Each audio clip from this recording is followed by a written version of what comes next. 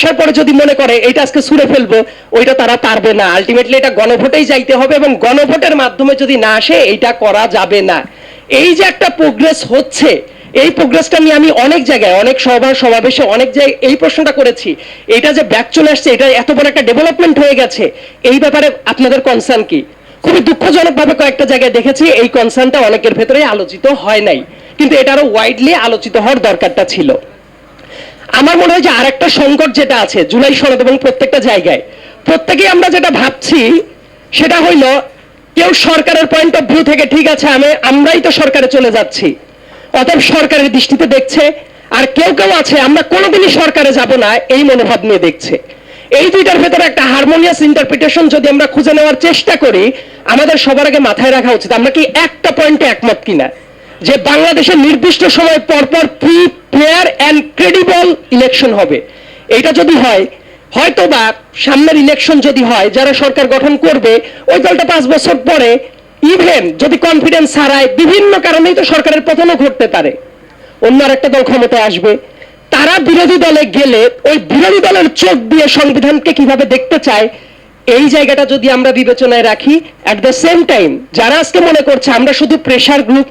অথবা যারা মনে করছে আমরা বিরোধী দল হবই, অথবা যারা মনে করছে আমরা হয়তো বা ক্ষমতায় যাইতেই পারবো না, এমনও তো হতে পারে 5 বছর পরে তারাই ক্ষমতায় আসতে পারে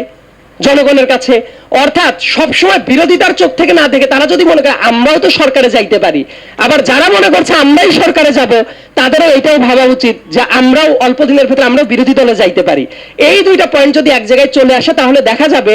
এনফোর্সমেন্ট মেকানিজম নিয়ে দুই একটা ডিবেট হয়তো বা চলতে পারে, কিন্তু অনেকগুলো জায়গায় আমরা একমত হয়ে গেছি। আরেকটা ব্যাপার হলো, আমরা যখন আলোচনা করি, আমরা পিপলস উইল বলতে যেটা বোঝাই, এটা যাচাই করার ওয়েগুলা কি কি, যাচাই করার ওয়েগুলা যেগুলা, সেই জায়গাগুলো দেখবো। আমরা গণভোটের কথা বলতে পারি, ভোটের কথা বলতে পারি। এই ভোটের আলোচনাটাও দেখবেন যে আমরা যখন আলোচনাটা টানি, ন্যাশনাল ইলেকশন নিয়ে আমরা কথা বলি, কিন্তু ন্যাশনাল ইলেকশনের বাইরে আমাদের লোকাল ইলেকশনগুলোও যেগুলো থাকবে, প্রত্যেকটা জায়গায় অলরেডি লোকাল ইলেকশন নিয়েও খুবই চমৎকার কিছু কাজ হয়েছে, যেমন এই যে প্রতীক ছাড়া ইলেকশন, আরো বিভিন্ন কিছু নিয়ে। আমার কাছে মনে হয় আমি এত বড় নৈরাশ্যবাদী এখন পর্যন্ত হইতে চাই না যে কোনো প্রোগ্রেস হয় নাই, অনেক প্রোগ্রেস হয়েছে, কিন্তু কয়েকটা জায়গায় লেজে গব্রে অবস্থা। ওই যে এটা কি সুপ্রা কনস্টিটিউশনাল ইনস্ট্রুমেন্ট হবে,